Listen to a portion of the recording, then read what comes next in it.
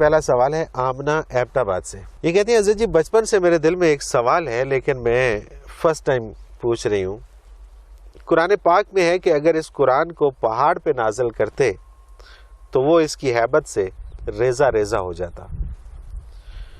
مجھے سمجھ نہیں آتی کہ ذالک الکتاب لا ریب فیہ ہو یا الحمدللہ رب العالمین میں ایسی کیا بات ہے یا تھی کہ پہاڑ ریزہ ریزہ ہو جاتے ہیں، اور ایسی کیا چیز تھی جس کا بوجھ قلب رسالت نے اٹھا لیا. الحمدللہ رب العالمین والصلاۃ والسلام علی حبیبہ محمد وآلہ وصحبہ اجمعین. اعوذ باللہ من الشیطان الرجیم بسم اللہ الرحمن الرحیم. اس سوال کا جواب سمجھنے کے لیے پہلے یہ سمجھنا ضروری ہے کہ اللہ کریم نے انسان کو کیا بخشا ہے. صحیح.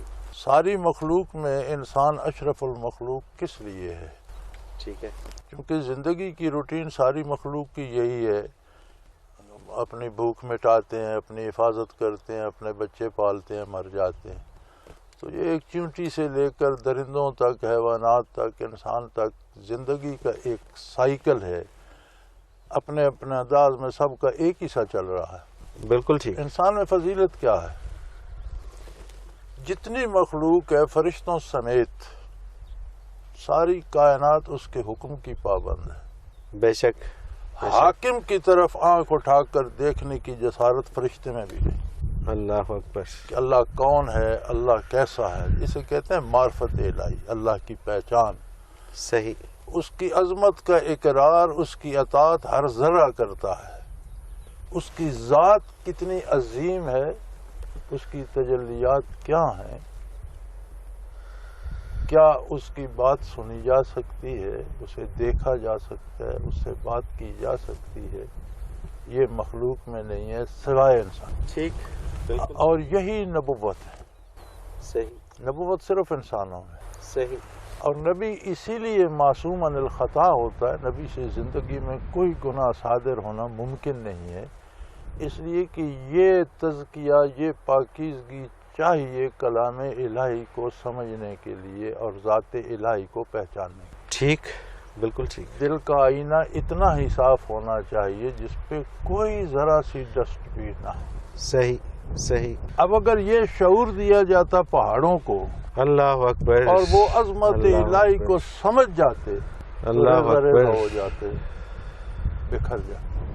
سبحان اللہ. یہ سبحان اللہ. شعور دیا گیا انبیاء کو، اور انبیاء کے طفیل تمام انسانوں کو ان کی اپنی حیثیت کے مطابق. صحیح. صحیح. میں اور آپ یکجا بیٹھے ہیں. آپ کا درجہ عظمت الہی کو پہچاننے کا اپنا ہے، میرا اپنا.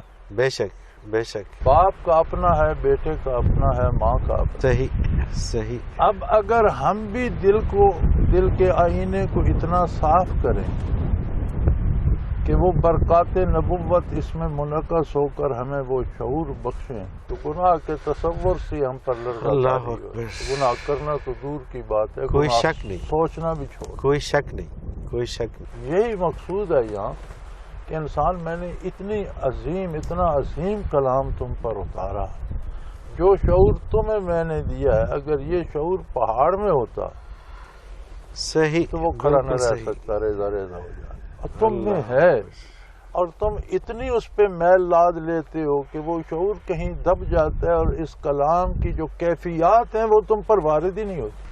اللہ. ساری عمر الفاظ سنتے رہتے ہو، ذالک الکتاب لا ریب فیہ میں کیفیت کیا ہے، اس سے سن کر دل میں کیا تبدیلی آنی چاہیے، وہ تمہارے پاس نہیں ہے.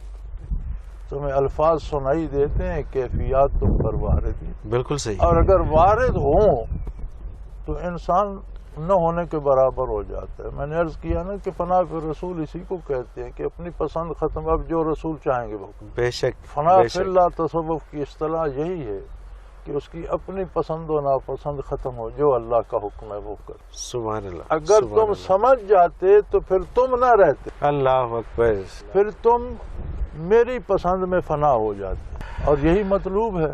بے شک. بے شک. حضرت جی یہ تو بالکل اس انداز سے آپ نے سمجھا دی ہے کہ اب میرا خیال ہے کہ جن علماء کو بھی نہیں پتا تھا انہیں بھی اب پتہ چل گیا ہوگا کہ اس کا اصل مفہوم ہے کیا. اور اس میں کوئی شک نہیں کہ اگر یہ شعور پہاڑ کو دیا جاتا تو واقعتاً وہ ریزہ ریزہ ہو جاتا. اور یہ انسان ہی ہے کہ جو سب. اچھا حضرت جی ایک اور چیز ہے کہ ایک انسان جب کسی انسان کے آگے اس کو بالا سمجھ لیتا ہے اور اس کے آگے سرنڈر کر جاتا ہے اور وہ یہ سمجھتا ہے کہ یہ جو گفتگو سامنے والا کر رہے یہ حتمی ہے تو پھر وہ اس کا تابع ہو جاتا ہے. تو یہ سرنڈر کرنا حضور نبی کریم علیہ الصلوۃ والسلام کی ذات کے سامنے اس کو ہم سرنڈر کرنا کہہ سکتے ہیں کہ اپنے آپ کو سرنڈر کر دینا.